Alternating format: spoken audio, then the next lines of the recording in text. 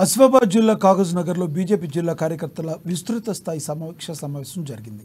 ఈ సమావేశంలో బీజేపీ నియోజకవర్గ in charge MLA Payal Shankar, parliament అభ్యర్థి గౌడూరు నగేష్ ముఖ్య అతిథిగా పాల్గొన్నారు।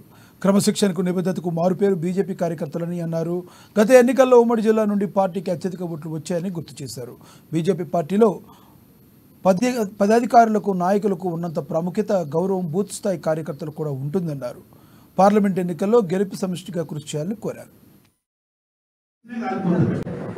కానీ భారతీయ జనతా పార్టీ ఇన్ని సంవత్సరాల నుండి ఎంత గొప్ప నిర్మాణం గల పార్టీ అంటే ఏ రాజకీయ పార్టీ కూడా ఇన్ని క్షేత్రాలు ఉన్నాయి కదా, మన తీరు మనకు మద్దతు ఉన్నట్టు మన మంచి కోరేవారు పదవులు అడగరు, వాళ్ళు పైసలు అడగరు।